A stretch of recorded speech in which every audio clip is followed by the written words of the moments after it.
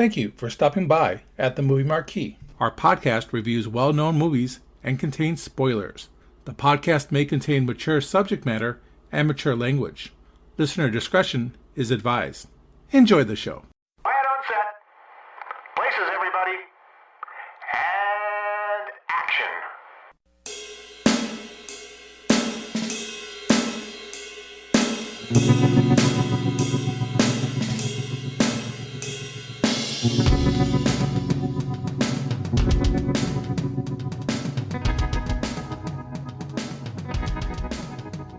Welcome everyone to the Movie Marquee. Today's showing will be the 1989 release from director Cameron Crowe, Say Anything. With me as always is Ken. The rain on my car is a baptism. The new me, Iceman, Powerloid. My assault on the world begins now. And Ted. He's gone. She gave me a pen. I gave her my heart. She gave me a pen. And I'm Eric. You must chill. You must chill. All those lines will be explained as we review Say Anything. Ted, tell us a little bit about the particulars of this movie. Say Anything is directed by Cameron Crowe with a screenplay by Cameron Crowe. It comes in with a running time of 100 minutes. It was released on April 14th, 1989. It had a budget of $16 million and had a box office gross of $21.5 million. Say Anything stars John Cusack as Lloyd Dobler, Ione Skye as Diane Court, John Mahoney as Jim Court, Lily Taylor as Corey Flood, Polly Platt as Mrs. Flood, Bebe Neuwirth as Mrs. Evans, Amy Brooks as DC, Lauren Dean as Joe, Pamela Adlon as Rebecca, Chynna Phillips as Mimi, Jeremy Piven as Mark, Eric Stoltz as Valerie, Joan Cusack as Constance Dobler, Jason Gould as Mike Cameron, Philip Baker Hall as the IRS boss, Joanna Frank as Mrs. Kerwin, and Don Castellaneta as Diane's teacher. Philip Baker Hall. You know what I remember Philip Baker Hall from? If we're thinking the same person? I think we are. Seinfeld, Bookman, Library Cop. Library Cop. Beautiful. And is that the same Chynna Phillips from Wilson Phillips, is it? No, I don't believe so. Wasn't sure. I don't believe so. It actually is. Is it? Is it the same Chynna Phillips? Okay. Yes, it is the same Chynna Phillips. Okay. Interesting. The more you know. Totally different look on her. Totally different look. Yeah, I had to think about that. Well, what did the critics think of Say Anything? When we go to Rotten Tomatoes, it's a certified fresh and 98%. Whoa. And it has an audience score of 85%. Now, going through Rotten Tomatoes, I only was able to find 2 negative reviews. And one of them really isn't that negative, but the only real hard copy negative review I could find was from this guy. I don't know when he wrote it, but it was sometime in the early 2010s, so it wasn't even when the movie was released. But the only semi-negative review, and then we'll get into the positive reviews because that's really all I could find, was by the staff of the magazine Variety. Variety doesn't have anything but a staff that writes this stuff. I swear, there's no person at Variety that writes reviews by themselves. Right, unless it's positive. Then somebody will put their name to it. But if it's a quasi-negative review, all of a sudden it's just the staff. They said Cusack and Skye's relationship develops nicely and believably, but Crowe has not written an entirely convincing character for the latter to play. And they ended with saying it's a half-baked love story full of good intentions but uneven in the telling. Whatever. That's not even an extremely bad review. Yeah, and that is as far as it goes, as far as a negative review. The ones that I found that were very positive, these are the heavy hitters. For positive reviews, we'll start off with Jonathan Rosenbaum from the Chicago Reader. His review stated, "At last, a teenage love story with real characters instead of cliches, poses, and attitudes." Karen James of the New York Times, "The film is all charming performances and grace notes, but there are plenty of worse things to be." She gave it a 3 out of 5. You had Hal Hinson, I believe we've talked about him before, from the Washington Post. "It's hard to remember a recent love story, maybe Moonstruck, that's as involving as this one. This is not to suggest that the two movies are in the same league, but this is a teen movie that transcends its teen limitations. and I think adults will respond to it as fully as kids do. And writer and director Cameron Crowe takes a revolutionary approach to his teen characters. He treats them as if they are human beings. Dave Kerr from the Chicago Tribune, I don't know where Gene Siskel was this week, but he said, it's a complex, naughty, and at times even uncomfortable. Its world has a weight and heft that makes its ultimate romanticism seem genuinely transcendent. It's genuinely magical. Julie Salomon from the Wall Street Journal said, Crowe knows how to shape a scene, and he's never cheap with characterization. Adults are permitted to be as complex as their children. It's a rare event in pictures. And then there's a couple of things here that Roger Ebert had to say from the Chicago Sun-Times, and of course he's our muse, essentially. This was also included with his Great Movies collection, because it was a 4 out of 4 stars. He says, Say Anything depends above all on the human qualities of its actors. Cusack and Skye must have been cast for their clear-eyed frankness, for their ability to embody the burning intensity of young idealism. A movie like this is possible because its maker believes in the young characters, and in doing the right thing, and in staying true to oneself. The sad teenage comedies of recent years are apparently made by filmmakers who have little respect for themselves or their characters, and sneer because they dare not to dream. Do you think that's a jab at John Hughes? No, I think it's because of what he says here in a second. And he goes on to say, most people go to love stories in order to identify in one way or another with the lovers. Usually they are unworthy of our trust, especially in the modern breed of teenage movies that celebrate cynicism, vulgarity, and ignorance. Say Anything is kind of ennobling. I would like to show it to the makers of a film like Slackers and ask them if they do not feel shamed. Say Anything exists entirely in a real world. It is not fantasy or a pious parable. It has characters who we sort of recognize, and is directed with care for the human feelings involved. When Entertainment Weekly recently chose it as the best modern movie romance, I was not surprised. That's the highest praise you could possibly imagine. I don't think he was taking a shot at John Hughes, because Hughes would have been a little bit before this movie. He was out of the 16 Candles. Yeah, he was like 84 to 86 was his big years. Yeah.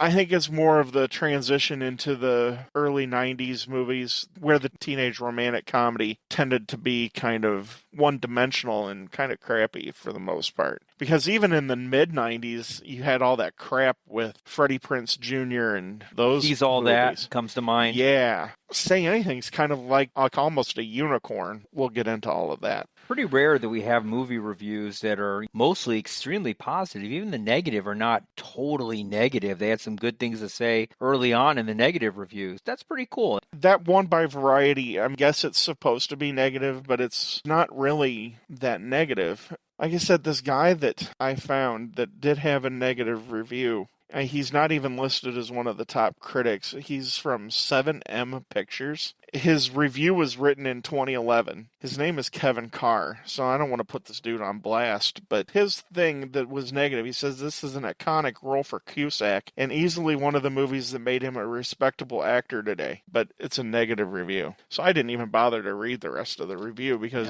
he's writing it in 2011. Now, granted, Roger Ebert review I read was based off of his Great Movies collection, so it was 2002, so it was a little bit after.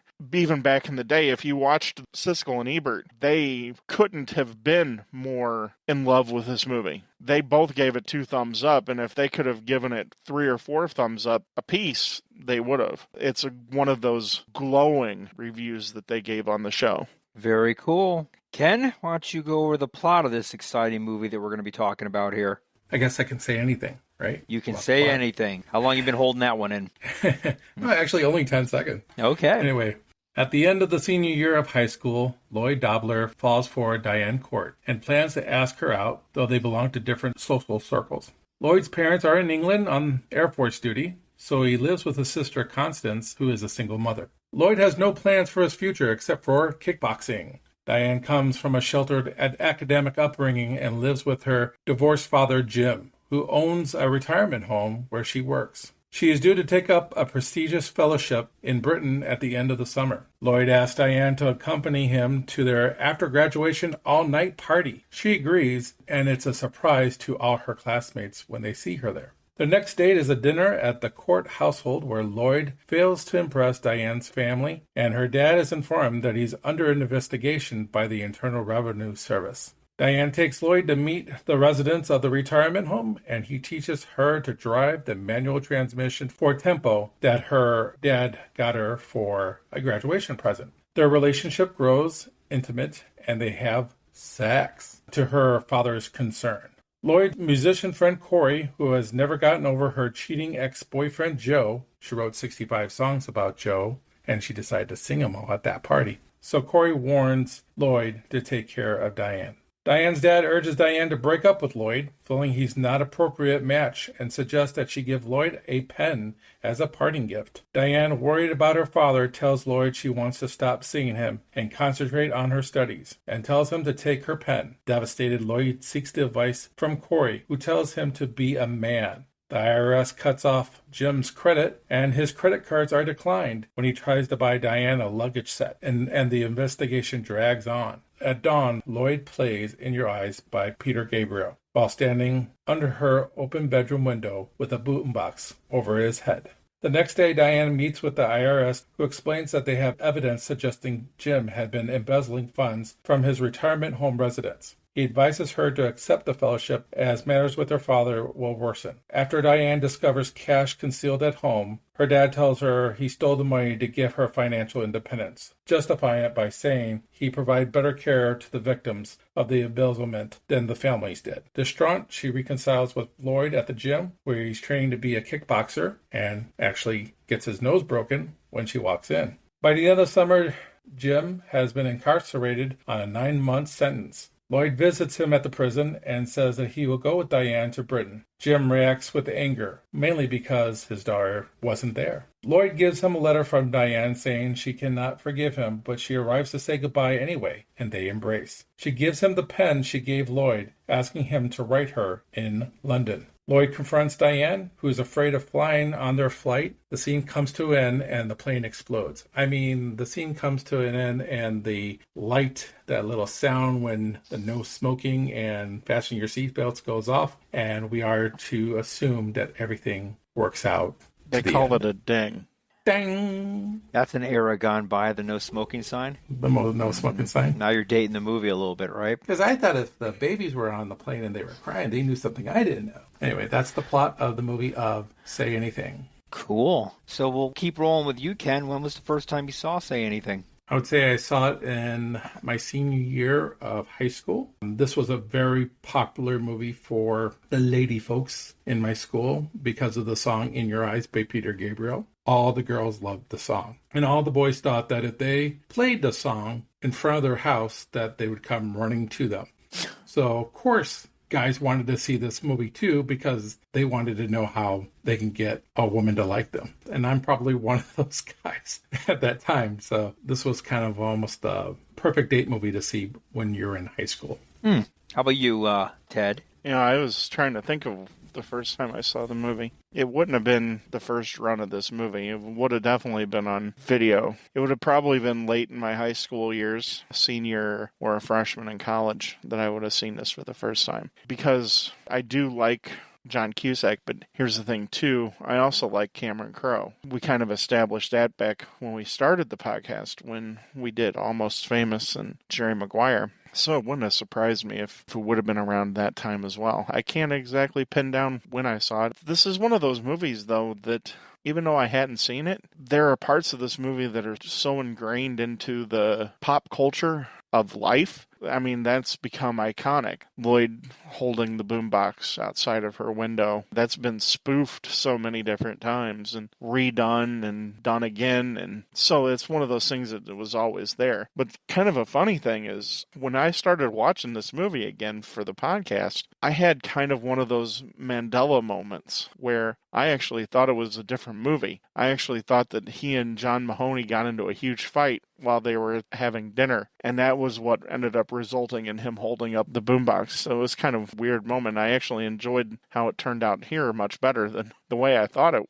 originally went. All right, Kind well, of weird. Ted obviously dropping acid when he watched this movie, because I don't know where you tie those two scenes together. I don't know what, just somehow when it was put into my brain, into the hard drive of my brain, it got a little scrambled. That's fair enough. When did Let's you see. see it, Eric? Well, I wish I could give you a time frame. I honestly have no idea. It came out in '89. That was my freshman year in high school. I know I did not see the movie, but I remember the song. I love Peter Gabriel. I think his So album came out in '86. '87, so that was a real big hit for him. If I remember right, In Your Eyes was a reissue, wasn't it? Didn't it come out in the early '80s? Yeah, this was a reissue. It was reissued for the soundtrack and just flew like a rocket to #1. It was played all over the place, and you couldn't go anywhere without hearing that song. I remember that. Yeah, it's a great song. Cameron Crowe sent this song to Peter Gabriel, and Peter Gabriel agreed to have it used in this movie, but he wanted a better ending. It wasn't known to Cameron Crowe at the time that he actually sent him the movie Wired. And so Cameron didn't send it to him. John Belushi Wired? Yeah, the John Belushi thing. At this point in time, I guess Peter Gabriel had like stacks and stacks of movies that were sent to him for people wanting to use his music. And he had gotten confused with Say Anything and Wired, the John Belushi story. And he refused and said, no, you can't use my music because I don't want to put over the part where John Belushi, where he overdoses. And Cameron Crowe's like, that's not my movie. What are you talking about? That's totally not my movie. Yeah. So Peter Gabriel went back and watched Say Anything, and he's like, okay, yeah, definitely you can use the... I had a different resource that said that he actually said yes to Wired. So I guess I was misinformed by that source. Yeah, he was not happy. I don't want my song to be associated with John Belushi overdosing. Did Cameron Crowe direct Wired? No, I don't believe so. Okay. How he got mistaken by it all. I mean, he was hot, like you said at the time, with the album So. Yeah, because this wasn't '89 around at the same time as Sledgehammer, too? No, it's like 86, 87. 2 or 3 years earlier. He was super hot. He was on fire. Genesis was on fire, his predecessor band. It was good times for P. Gabriel and the band. To continue my first time seeing it, I don't know. Probably after high school. But I can tell you that the first time I saw this movie, I'll give you a spoiler alert here, I fell in love with it. Bought a copy of it. That was a VHS copy, so I'm dating myself there. I mean, I've upgraded since then. I do actually still have it. One of my favorites. It really is. And I probably watch this thing once a year at minimum. When we said we were booting this one up, I was pretty excited. So if people don't know this about Eric, Eric has every format of movies out there. He has Laserdisc and he has VHS tapes. He's probably got a reel somewhere in his collection. I have reel-to-reel for audio, but not video. HD DVD. Obviously Blu-ray, we've got the Laserdisc. I have Fatal Attraction on beta that someone gave me, but obviously I can't play it. Funny thing is that you do play most of these formats. You still look at stuff on Laserdisc and VHS. And absolutely. For all the youngsters listening out there, the older formats, your VHS, your Laserdisc, even your DVDs, they play so much better on a tube television. They look so much better on a tube set. When you try and play them on an HD TV, it just does not hold up, unfortunately. Not at all. I watched this version of Say Anything on 4K, and to be honest with you, I didn't realize it was 4K. You have this on 4K? They have this as a 4K digital. That's a little deceptive, to be honest with you. However, I looked at 2 different formats. I watched it on YouTube TV as a 4K, and I watched it on Vudu, and it is better on the Vudu than on the YouTube. I thought there wouldn't be no difference, but there was a slight difference. Yeah, I watched it on HBO Max. We streamed that through the Apple TV. It was really good quality, and then I purchased it through Apple Digital. And it's Dolby Atmos compatible and everything like that. At this point in time, there's not a whole lot more that some of those movies that they can be done with. You can only upscale it and remaster it so many times. It's going to even get harder because this was still shot on film. But as we start to get into the digital shot movies, there's really nothing that can be done to upgrade them from high definition to 4K. Because most of them are 2K anyway already, so there's not much to upgrade. But the actual film versions, there's certain movies that can be upgraded essentially infinitely. And one of those is Lawrence of Arabia. Which looks great. I've got it on Blu-ray, and it looks phenomenal on Blu-ray. and they're releasing it on 4K. And they said that the upscaling, there's even a dramatic upgrade over the Blu-ray version. Another one we were talking about back when we did The Shining in 2001. Those releases on 4K are Incredible. just absolutely stunning. For me, I watched this one on good old DVD. Got to see some of the deleted scenes, some of the extra scenes, which those scenes were all clearly shot in film. They were unedited, raw footage film. And it was kind of cool as I'm watching the deleted scenes. So what they did, I don't know if Cameron Crowe did this or if this is just producers or whatever. So they would show the deleted scenes in color, grainy, if you will, like the raw footage, and then when it linked in with the scene from the movie, the scene was in black and white. So it had a color change from black and white to color to let you know what was originally in and what wasn't. Huh. Kind of neat. These scenes were pretty bad, though. They were horrible. There was nothing in there that really tied anything more together. There was a scene there, I believe, Diane, and I think it was her teacher, and he's hitting on her. Basically said, I only wish that you were older. And I'm just like, I'm cringing thinking. It was. And the way she reacted was very weird. And there were other scenes. I'm like, this is a totally different movie than what I'm watching here. I don't know how these scenes would even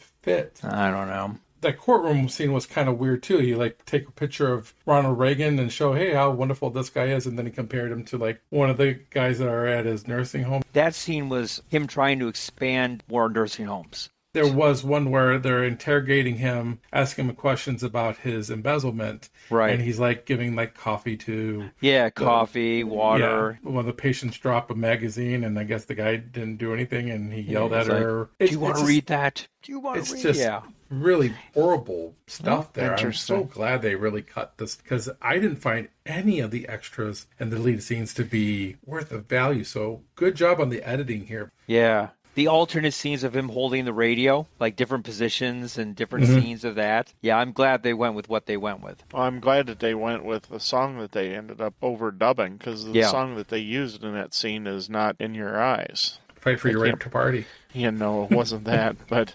Dancing Queen by ABBA. Yeah. Go Your Own Way by Fleetwood Mac.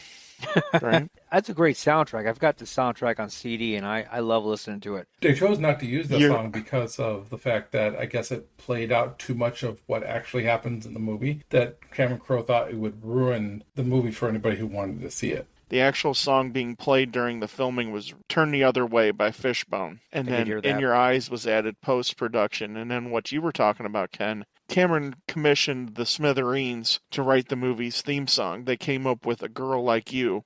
Great song. And Crowe thought the lyrics were too leading. They outlined the entire plot. So he rejected it in favor of Peter Gabriel's In Your Eyes. A Girl Like You was included in their next album. It was included in the movie of Backdraft. Yeah. The song by the Smithereens. I'm surprised they didn't have Nancy Wilson write it. Well, she does a lot of the orchestration. Yeah, her name's all over it. Which, this isn't one of her better scores, but this is one of the first times you see usage of Red Hot Chili Peppers and Soundgarden, too. Mm-hmm. It's starting to move into that next phase of... grunge. Of rock and roll, Seattle. Seattle. That's a really awesome tie-in, because Lloyd Dobler wears a Fishbone t-shirt. And the Clash. And the Clash, of course. But that whole Seattle music scene was really starting to change in around 1989. Nirvana, Pearl Jam. Well, yeah, Pearl Jam started off with a different name before they became Pearl Jam. All of those Seattle groups were really underground at that point. And I thought it was pretty cool, too, that they included a scene of them in the coffee shop, too. Because, of course, that's the other thing that Seattle's known for. Coffee? Is coffee shops. How about that? Do you guys know what other band is based out of Seattle, Washington? Related to this movie? Related to this movie? No. Kind of. Heart. Oh, well, yeah, Heart, of course. Heart's out of Seattle.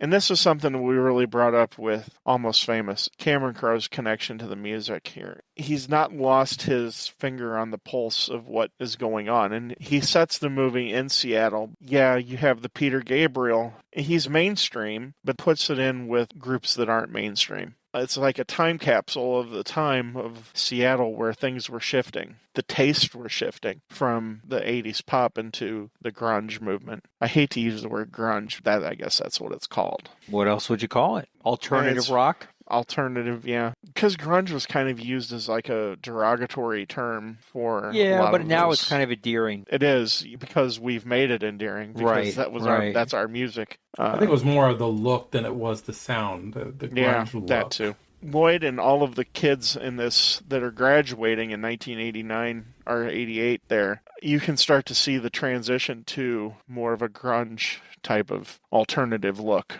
Absolutely. Yeah, because you have a bunch of kids that still kind of have the 80s hairdo going, but then you have that 90s look that is also in there. So it's a nice blend of going out of one era into a new era. And I think that's the other thing about this movie is the way they're dressed, the way they look, that says, oh, this movie is so outdated. Except for maybe that one guy who gets drunk and passes out on the bathroom floor. The guy who has the flock of seagulls haircut. In the deleted scenes, remember when he's in the car, he's like, I went to the barber and I said I wanted the Simply Red look. Does this look like Simply Red to you?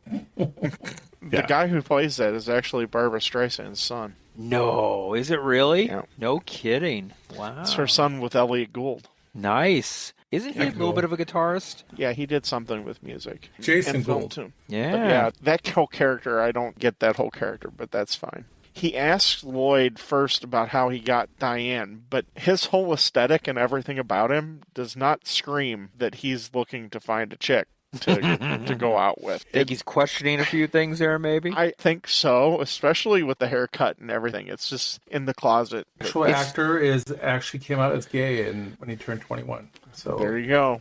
Yeah, it's kind of like a Judas Priest look there with the jacket. He has a bunch of different things going on there. He's one of the more interesting characters, that's for sure. You know, if we're talking about the party, what is this? High schoolers having a big open kegger. Eric Stoltz's character isn't a high schooler. No, he's not.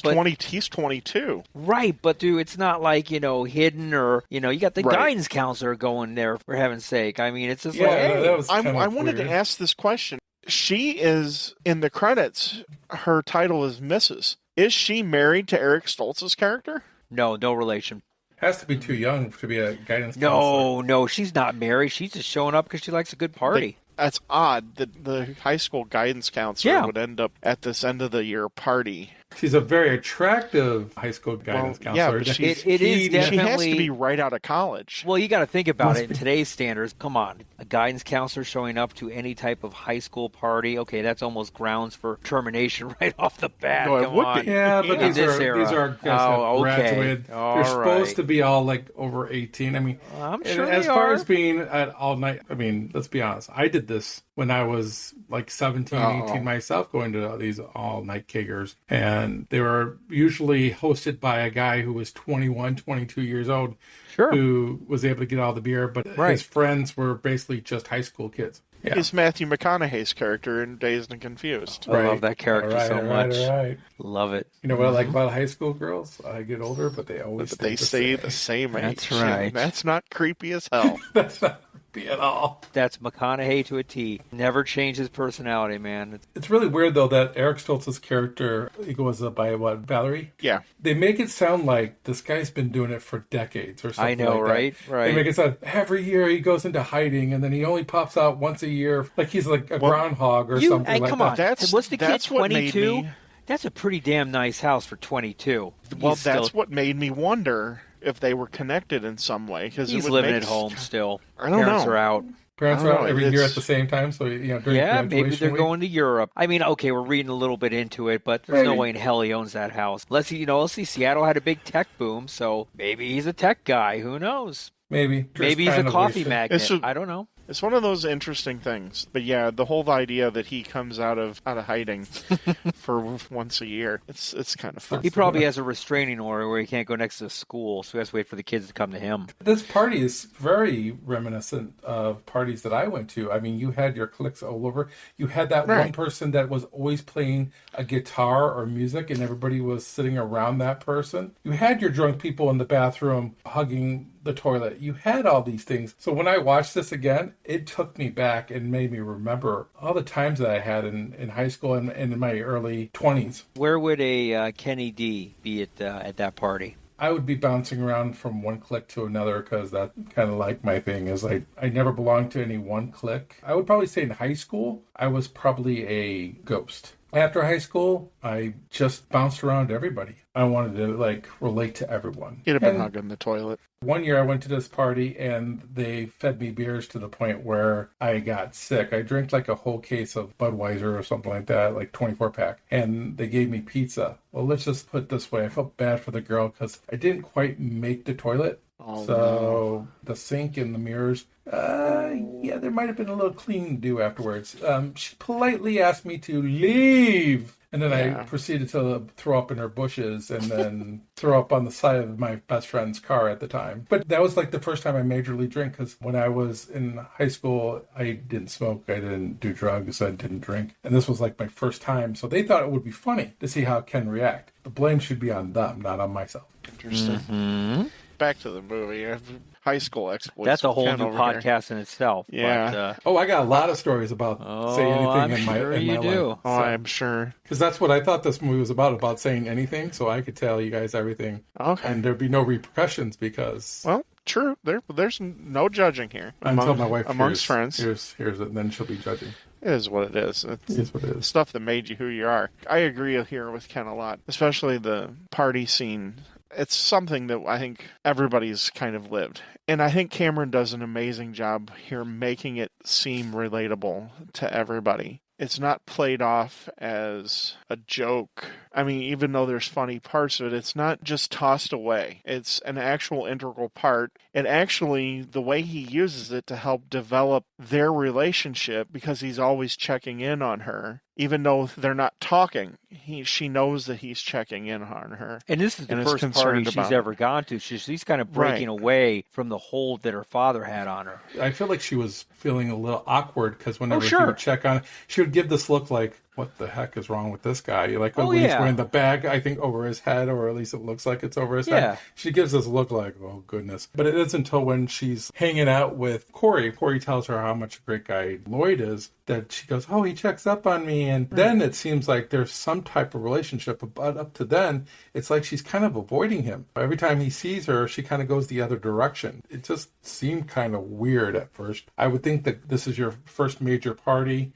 I thought she would be more clinging to him. Complete opposite. All these but everyone people. there was pretty accepting of her and pretty excited that she showed up, actually. And that's interesting since they weren't clapping for her. No, not at all. Well, because her speech sucked. I don't know. I think her speech was actually cool. Her speech blew, dude. I mean, I love the fact that she said that she was scared. Well, yeah, that part was awesome. If you're not at that point, I mean, what is the deal? I knew the guy who gave our valedictorian speech. What's the deal with the guy singing "Greatest Love of All"? Oh goodness! Oh my God, that is so typical of somebody doing something stupid. At graduation. I don't know why the school allowed him to do that. Right. But it's a high school thing. Nobody in their right mind would get up and do that. Really, I guess my graduation was really boring then because we didn't have any of that. We were really boring. Ours was too. The only thing I can think of is this guy was probably the most popular guy in school. And it looked like Joe, didn't it? It looked like it was Joe. Joe, I think. Yeah, was it Joe? Because he's because he's an asshat. Yeah. Oh yeah, he's like the most unlikable character in this whole movie. Oh, he's totally detestable. But there were guys like that. There were total guys like that. Were. Who thought they were like this gift to women, and there were girls that bought into this. That's what I also like about this movie also, is because you had that relationship. You had the girl who was with the guy who cheated on her, treated her like crap, and she did everything to kind of make excuses for it and try to stay with him. I didn't realize until I watched this movie for the podcast that all the pictures in her room were of Joe. Yeah, all of them. There were posters of Joe. There was pictures of Joe. She was obsessed. Well, she tried to kill herself. Yeah. Right. And even when she said goodbye to Joe, she still is talking about him through the rest of the movie. I kind of appreciated that because I knew people like that. I knew people who were obsessed with a boyfriend or a girlfriend. And that's what's so relatable about this movie is there are so many scenes that I said, yep, that happened to me. Yep, that happened to me. Oh, I knew that happened to my friend. The only thing we didn't have was a guidance counselor show up to our parties. But outside of that, most of this stuff really happened. Did you have a Jeremy Piven character who was we had those guys all the time. Like Ken was one of them. That was Ken, actually. That was Ken, right. No, I wasn't Jeremy Piven, but I mean, I was more like John Cusack, to be honest, except without the looks. But I was always somebody that was self-analyzing. John Cusack always has had characters that I kind of relate to, whether it be his character in High Fidelity, where he's got all these lists. Because you guys know me, I list everything. All my favorite movies, songs, TV shows. Back in the day, I used to list all my girlfriends from 1 to like 300. Not 300. But basically, Cusack's character is always somebody who kind of self-analyzes himself. He has that cassette recorder where he's recording what's going on in his life, and he's talking, I believe, to Corey. I don't know why he's using a tape recorder, but it's to Corey. He's saving all this. You know, I think he has a thing for Corey sometimes because he looks at her with different eyes than he looks at other people. But he's recording, oh, this is where I took our first meet at the mall, and this is the street that she broke up with me. And that would be something that I would definitely do. Just record yourself like that? Yes. I wonder if he's given her that tape so she can write music. That's kind of how I made that connection. That's an interesting take, actually. Because otherwise it just doesn't make a whole lot of sense. Could be like a coping method for him. That's what I would think. Maybe it's something that they taught her in therapy after she tried to kill herself. Do we know how she tried to kill herself? I know she said on Wake Up Seattle, but do we know what she did? No, I don't think they ever indicate what she did. I would pills, imagine probably, it was pills. most likely. Yeah. Probably, most likely. Probably. Pills, but what I like John Cusack, especially for Lloyd character, it's an ordinary character. He's not even in a extraordinary circumstance. He's in a normal circumstance that people can relate to. He's always kind of a character that is normal, except for maybe things like Con Air or Grosse Point Blank. Even in Grosse Point Blank, he's still like Lloyd, but Lloyd who turned out to be a contract killer. You know, right. He's still self-analyzing everything in himself. There's something for me that's endearing about that because I even to this day still self-analyze it like there's no tomorrow. He always plays an eccentric type character, but they're always relatable. I had a hard time parts of this movie because Lloyd acts a lot like the character from High Fidelity. I mean, They are almost the same character. Kind of like Lloyd after high school. Really is. If you've seen Serendipity, that character is obsessed with a girl, and it's almost the same type of obsession.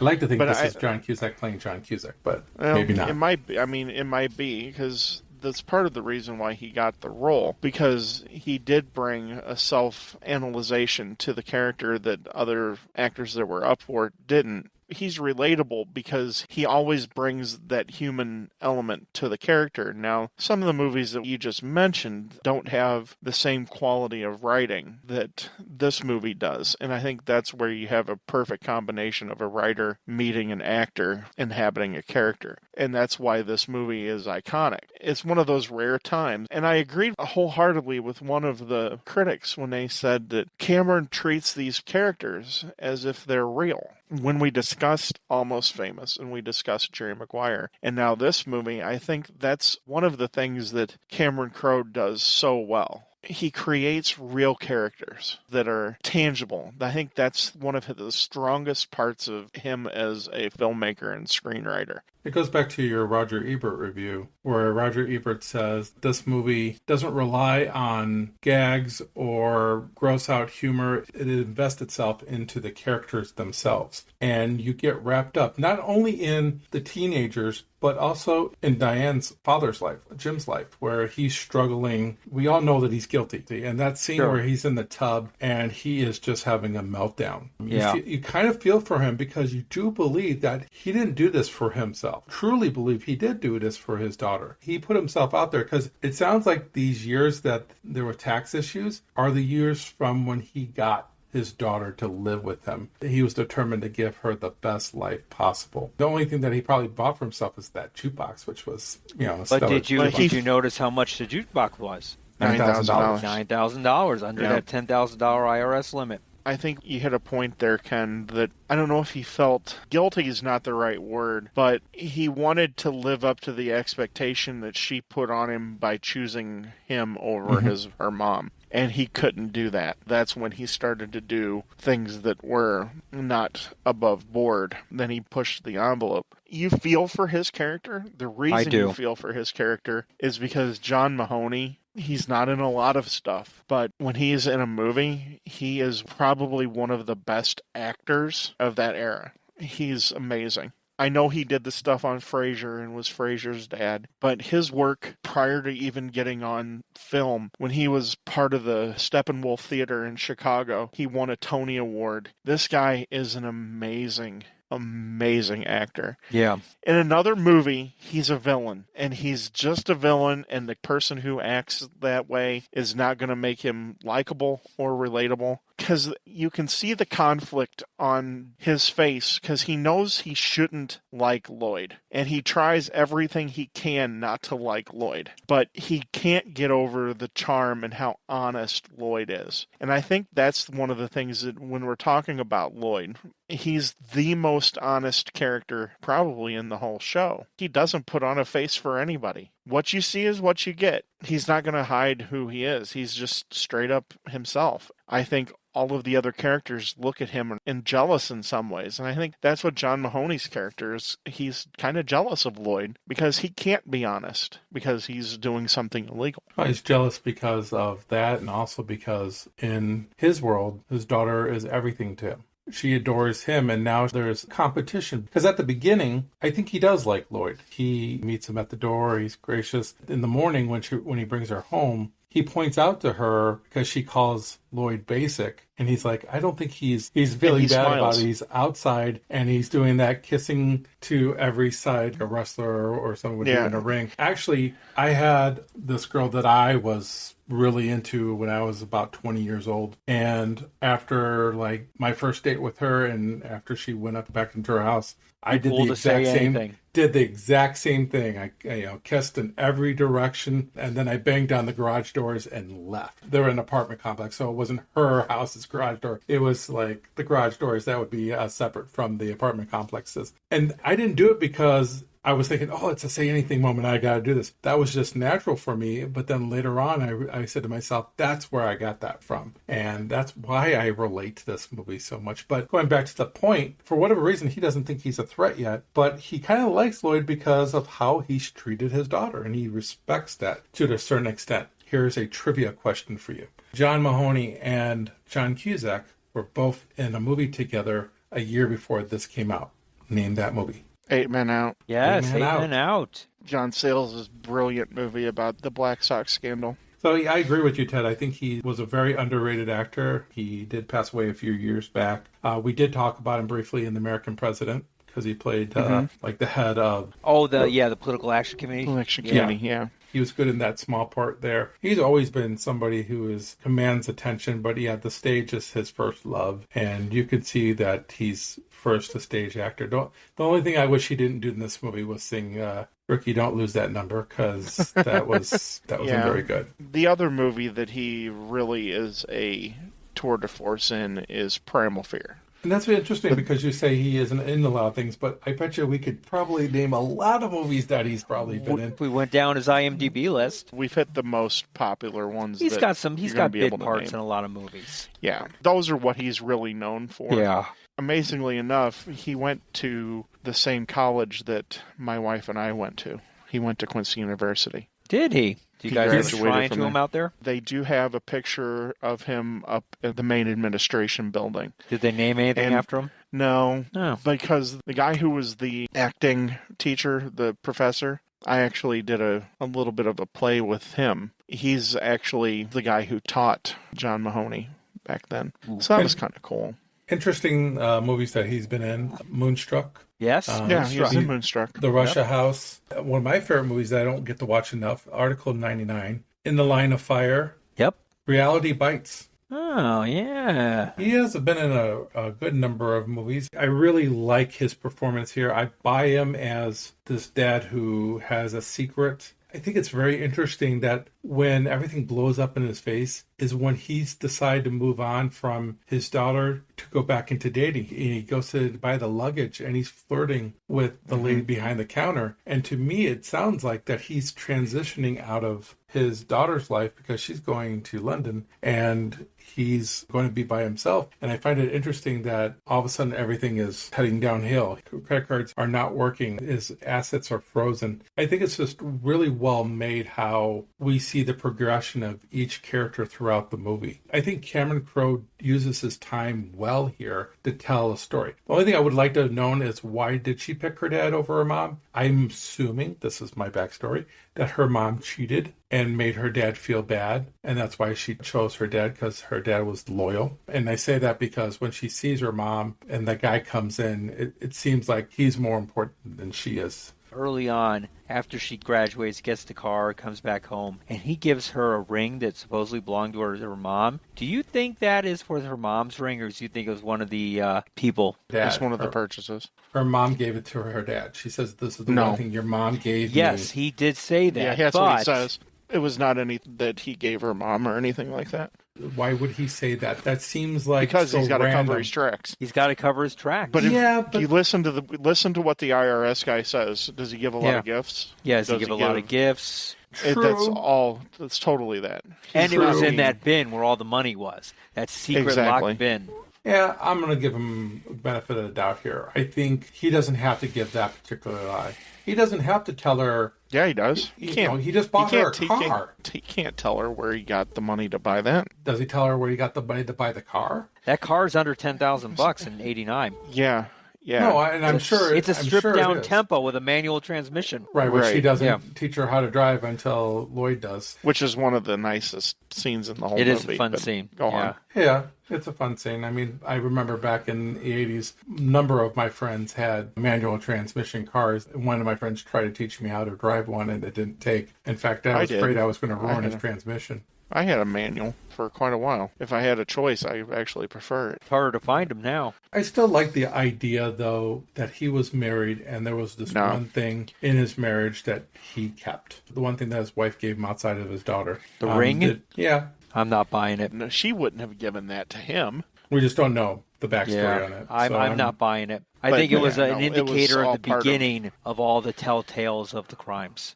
I almost think it has more value giving her this ring than it did the car because of the sentimental value. That's why I'm going to go with it. You guys can disagree with me, but I think the way he loves his daughter, I think giving her something that meant a lot to him says a lot about their relationship. I would buy that a whole lot more if he would have said that this was your grandmother's or something like that. Yeah. But obviously it was a contentious divorce because she ended up having to go to court and testify to which person she wanted to go live with. This was not an easy divorce whatsoever. Kind of judicial system allows a child to choose which parent to go with. You'd be surprised. My wife had to do that. Not as much in today's society, but during this time period.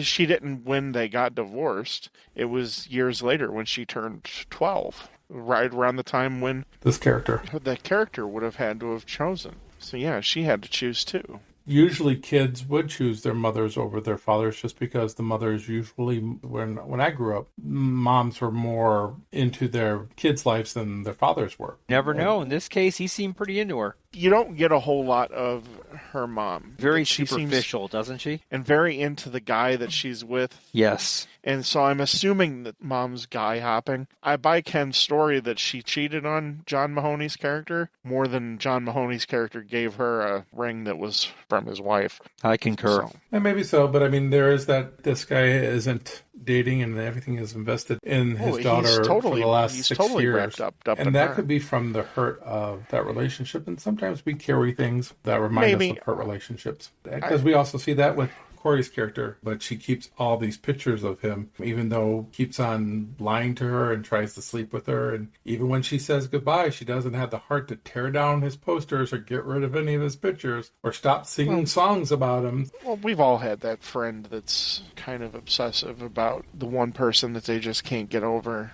and everything like that. No matter what happens, they can't. And I did that too. They can't get over. I didn't have that musical talent. I just made tapes or sang karaoke.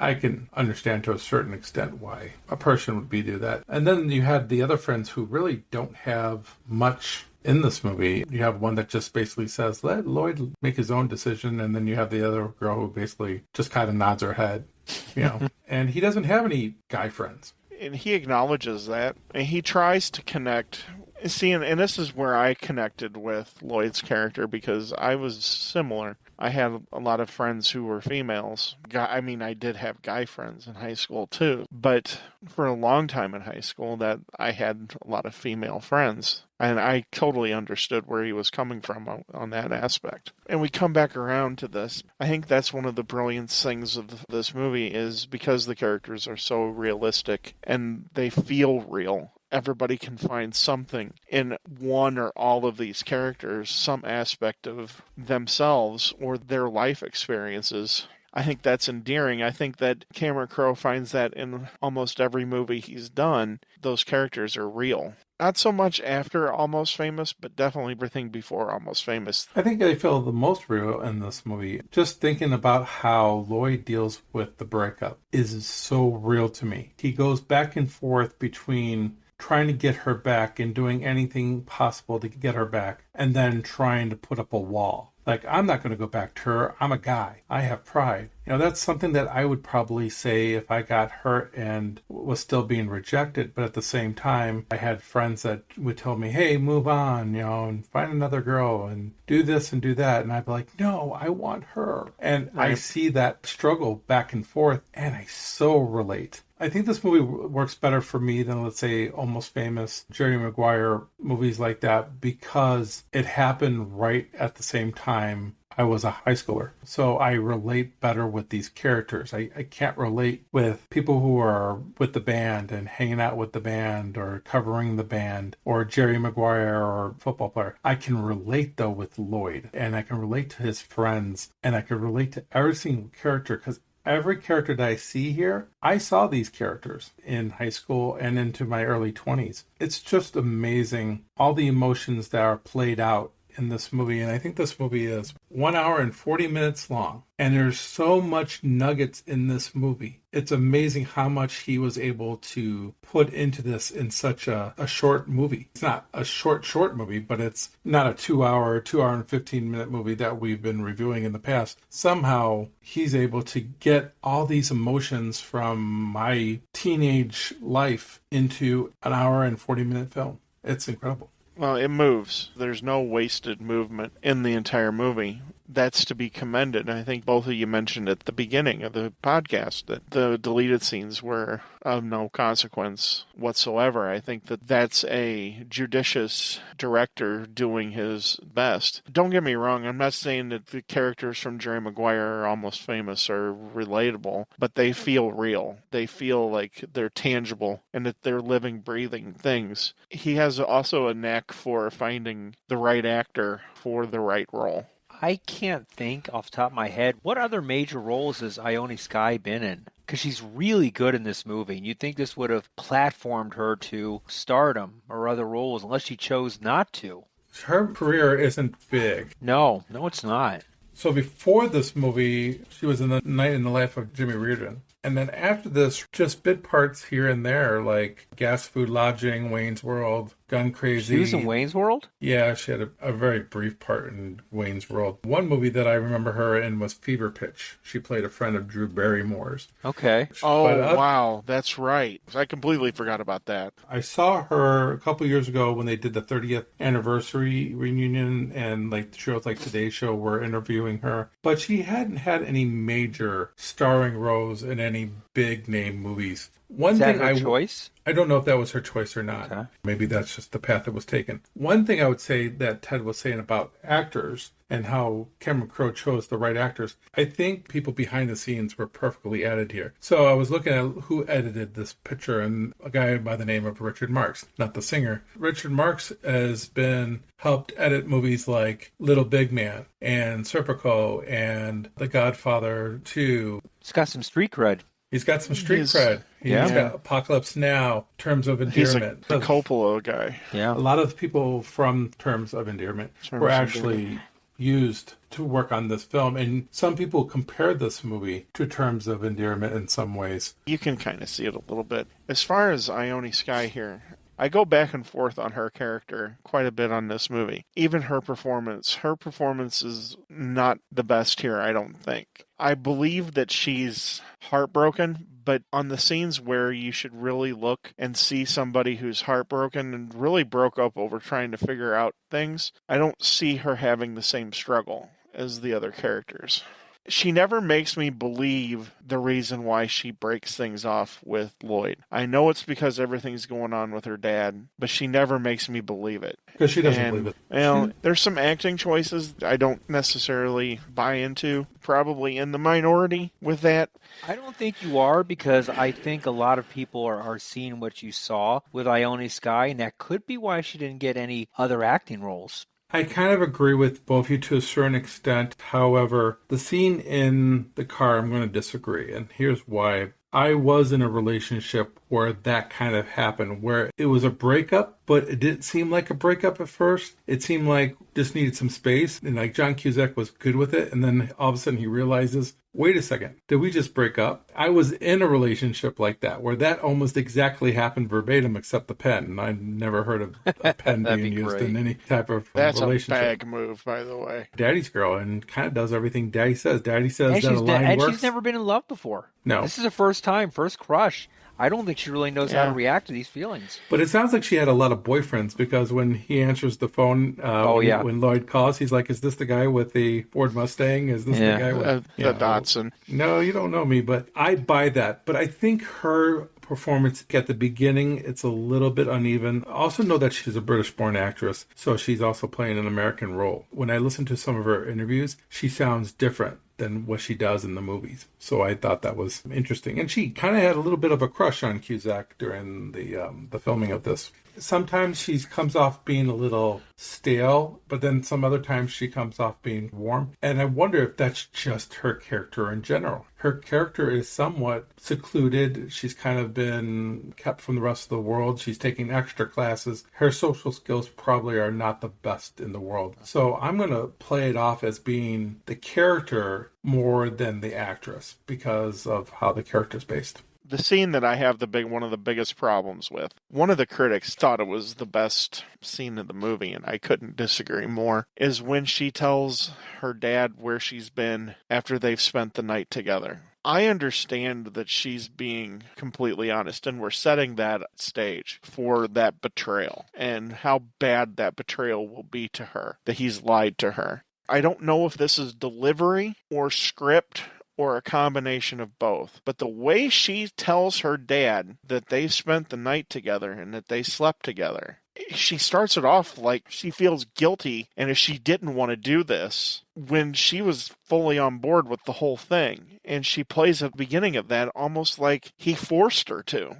I was like, wow, that's getting very uncomfortable, and that's totally not what happened at all. That scene just doesn't work for me. It's definitely, in my opinion, not the best scene in the movie like the one critic thought it was, because she comes off like he guilted her into doing it. I was like, whoa, that came out of left field. I agree with the critic that it is a very poignant scene, and I agree with what you said about setting up betrayal with her and her father. But right. I didn't think the scene was very awkward at all, because she's trying to kind of do I don't want to say a play-by-play, but she's trying to do kind of like this happened, then this happened, then this happened, then this happened, and try and explain it to her father a little bit robotically, if you will. I mean, it did seem... That's a good way to describe it. It was very robotic. Like, it was like she was describing what did you do at the park today? It wasn't like describing, I don't know if she lost her virginity. She probably did. Yeah, I'm assuming they both did. Well, yeah, I don't know, because she did have boyfriends before. The way you said it, Eric, I wanted to say sure? Diane Court, now played by Joe Buck.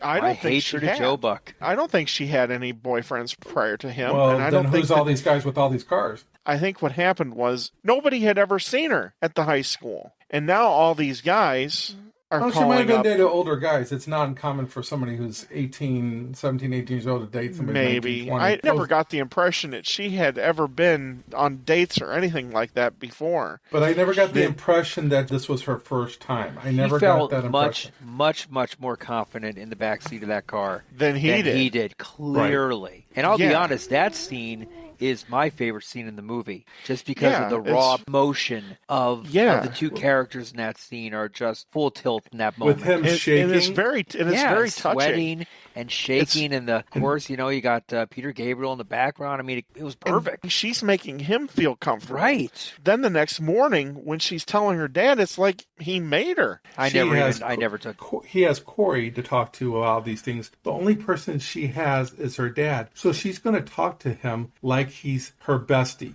She's going to go through all the emotions. Wow. And because I think this is true emotions. You got to think of what she might be going through. Because there are pressures that a guy puts on a girl to make them feel that they need to give it up sooner than later. Did you ever get the feeling that Lloyd did anything like that? No, but I never got the feeling that she was alluding to that either. He might never have given her any pressure like that. It might be the pressure that she felt on her own. And when she's telling her dad at the end, I ended up jumping his bones. Right.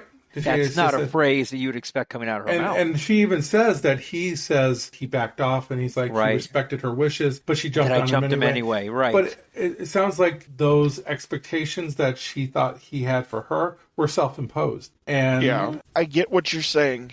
The last time I watched it, I finally got that impression. But I think that's acting then, not necessarily the writing then. And I understand what you're saying. There needed to be a little bit more nuance there. Ultimately, I think that scene with her and her dad, it's setting up for the betrayal. Yeah, because she could tell him everything and he can't tell her. He couldn't tell her anything. Well, talk about Mahoney's reactions to that, too, when his daughter is telling him about her. Kind of in shock a little bit. He's a little bit in shock, but he doesn't flip out. He doesn't flip out because he asked for it. Because he demanded her to tell her everything, basically, when she walked in the door. Because this is the first time that she is not called. And so now he wants the whole truth and nothing but the truth. And then we see from there, he's forcing her to end it with her. Because he sees that she's in love with him. And the last thing she wants to do is fall in love with a guy. A slacker. Not just a slacker. Be careful what you wish any for. Guy. Right. Any guy that would take her away from going to England, any guy. This guy's a threat. The other guys, I didn't think he thought they were threats because they were probably just the flavor of the week or month or whatever it was. Jeez. I'm not saying she's a slut. I never got the impression that she even went on a date. No. Then who are these guys? These guys probably saw her at the graduation and then wanted to ask her out. So there was like a line of guys that were waiting, like, "Hi, my name is Joe. I drive a Cadillac." That's kind of what they were kind of doing. He knew by the cars they pulled up when they picked up his daughter. Right. But let me ask you guys this. I told you what my favorite scene was. Ken, what was your favorite scene in the movie? It's probably when he is kissing each direction of the air and stuff. I totally relate. But again, I love his reactions to the breakup. It is so believable. His back and forth by wanting her and then trying to put up a strong front. Like, no way he'll ever get hurt. He even says that when she comes back, I never want to hurt you again. He goes, hurt me again? Never. Even then, he's trying to put up some type of shield. But then he goes back with her anyway. And I love it because that's exactly how I would do it. I have lots of favorite scenes in this movie. I am ashamed of myself for not watching this in the past number of years because this movie is beautifully made. What about you, Ted? If there's a scene that really pops for me and has the most poignant and touching moment for me is when he's been invited for dinner and they're sitting at the table. And you know how his family life goes, and you know that he's living with his sister, and the family unit is very disjointed. And Lloyd is watching her and her dad tell that story. After that story's over, Lloyd looks at him and he goes, I've never talked like that with anybody. And you can kind of tell that he's sad that he doesn't have anybody in his life that he's connected with, especially as a parental type figure or in that way. And you can tell that he was looking for that. I think that's one of the best moments of the movie for me. And of course, I like the scene where they're in the backseat of the car, and it's very out of type for these type of movies. She's the one that has to basically calm him down and ease him through everything. I think that that's a very real moment too. I understand that she likes the part where he tells her to walk around the glass. But if there was a moment that I fell in love with the character of Lloyd and was endeared to that character, it's right there at the dinner table when he's very open and he's very honest. Like I said, he's the most honest character in the entire movie. I love the fact that you're bringing up this part. I really do. I feel the same way that you do about this part. Is Lloyd at is most Lloyd. He's nervous, but he's also honest at the same time, and he's amazed at this relationship, and he speaks the truth, and everybody looks at him like oddly, and I don't get it. Even the father looks at him like he's appreciative and annoyed at the same time. This is the perfect boy to date your daughter. He's respectful. He comes to the door and shakes your hand, introduces himself. I'm sure those other guys that came with the other cars, they didn't stop by to meet the dad. That's why he only knows them by the car. He is a legitimate good guy. As the character Corey says, I'm a good person. You, Lloyd, are a great person. I feel that way because I think I would be happy if I was Lloyd. I think he could be a little bit more ambitious of what he wants to do with his life. You know, Ken, you still can be Lloyd Dobler. I could still be Lloyd. It's not too late to alter your personality. In a lot of ways, I am like Lloyd, and I'm like a lot of the characters that John Cusack plays. I also look at this character as being an extension almost to the Better Off Dead character. He's kind of like that same good guy, always wants to do what's right with love and with friends and family. He's always that perfect son, that perfect boyfriend. And the fact that he is that and he's being rejected by the father and by her to a certain extent. I've been through that. I've had friends go, wait a second, the parents didn't like you? Aren't you like a parent's wet dream? I'm like, these parents did not like me. And I don't know what I did. It does happen. There's so many scenes here that are just so good. I mean, his relationship with his nephew, that's kind of nice to see. That tells me that he's going to be a great father one day. Wish we would have had a little bit more interaction with his real life sister. I think if anything could have been cut out of the movie, it might have been that, just because there wasn't enough of a relationship between him and his sister to really... Do I love the part where Diane calls Lloyd back and his sister like runs to the bathroom because that's his office? I kind of like that. That's kind of like a sibling rivalry. It's like, oh, your girl's calling you? I'm going to run and use your safe spot. Outside of that, she was kind of a waste of a character. This is a fun movie. I wanted to say it's a romantic comedy, but I'm going to call this a romantic drama. I'm not calling it a romantic comedy. I'm going to call it a romantic drama. It's not a rom-com. It's not. No, it's not a rom-com. Definitely more of a drama. And I'm going to say this is the first one that I liked growing up. So this one is the first one. All the other ones are kind of romantic comedies. They don't count. But this is the first romantic drama that I can remember falling in love with. Awesome. Let's talk about our reviews on this. We'll wrap this movie up. Ted, we're going to start with you. This is an amazing movie. I think we've touched on a lot of things that make this just a completely solid movie from beginning to end. There's no wasted minutes. There's no, oh, this needed to be cut or something else needed to be done here. Any criticism you have are more quibbles than criticisms. And for a first-time director to come out with something like this, you can tell that he knew what he wanted to do, what the type of movie he wanted to make. Cameron Crowe had written Fast Times at Ridgemont High, but he didn't get to direct Fast Times at Ridgemont High. And I think this is the type of movie that he wanted to make. He felt that he knew these characters, and there's a connection. These characters are probably some of the most memorable characters that have been on screen, definitely from the 80s and early 90s. It took these type of movies to a whole new level. And I love the music here as well, and that's a hallmark that we've touched on with all of Cameron Crowe's movies. It adds another dimension to the movie. This movie is a solid B+ for me. It's probably not in the top 50, but it's right there. It's a movie that I'm going to come back and I'm going to watch again. I enjoy the movie. I connect with the movie. I love the movie. Awesome. I'm right with you there, Ted. This movie is one of my favorites. For Cameron Crowe to knock it out of the park on his first attempt is a rare feat. It's just an incredible directorial debut. I love the music. I love the soundtrack.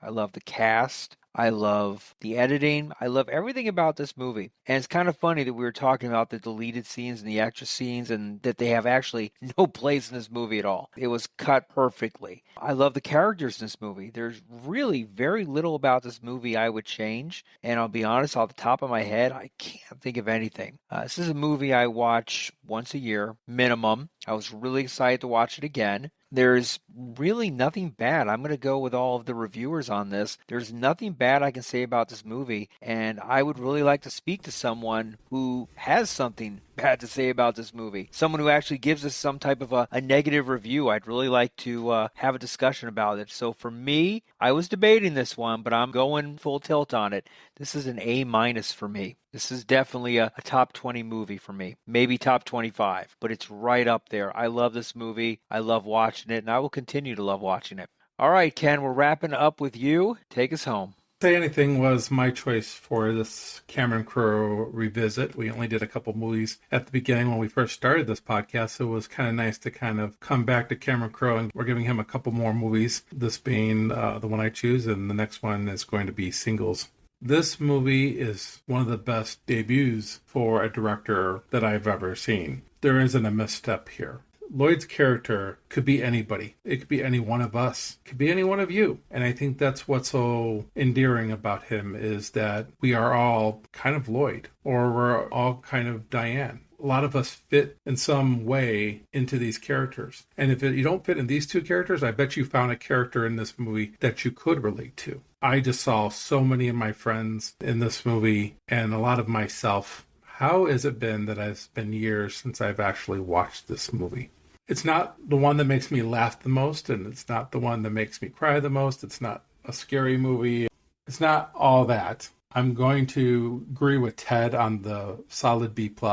I think this might be my favorite Cameron Crowe movie, though. I think I like it a tad more than Almost Famous. And that's only because I could relate with the characters a little bit more. The music in Almost Famous is superior. Love the acting in it. It's just, how can I relate to somebody who follows a rock band all over the country? And how can I relate with somebody that writes for Rolling Stone but is not old enough to even graduate high school yet? I can't relate to any of those characters like I can relate to Lloyd. And so that's why I give this movie the edge over Almost Famous. It's a movie I'm going to go back to. It's a movie now that I own on digital, so now I can just flip it on anytime I want. I'm going to see myself flipping it on more and more in the future. Solid B+. John Cusack at his John Cusackness. This movie started the trend of his type of character. And I totally agree with Ted. This is perfectly edited. I mean, I already had stated this movie is only an hour and 40 minutes long, and it hits every heartstring, every feeling that I went through as a teenager up into my early 20s. And even to a certain extent to when I met my wife. My wife dumped me twice, before we actually got married. And I remember feeling like, you know what, this is it. I'm going to move on and I'm not going to deal with her. And then all of a sudden, boom, there she is, coming back. And that reminds me here of this movie where Lloyd looks like he's moving on finally. And that's when she needs him. Even into my late 20s and into my 30s, this movie has some meaning to it too.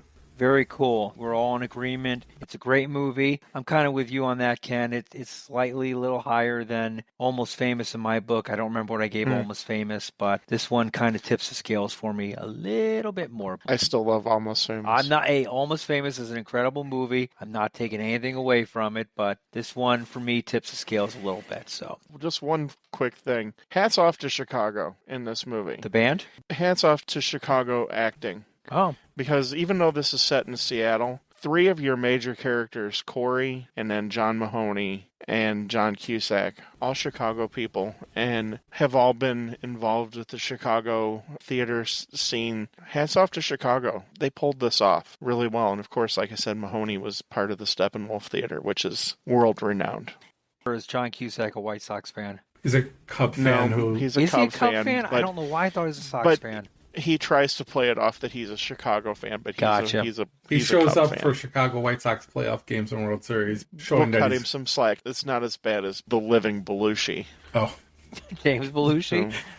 Yeah, we don't. Hey, let's not forget Jeremy Piven's in this movie, and he's also from Chicago. I purposefully left him out. Doesn't Jeremy Piven, his family run some type of... Yeah, his family runs... It's some sort of acting school or class that they run, and that's where Cusack met Lily Taylor, and that's how they got involved then with this movie. Yes, Jeremy Piven's family is also very involved with the Chicago theater scene.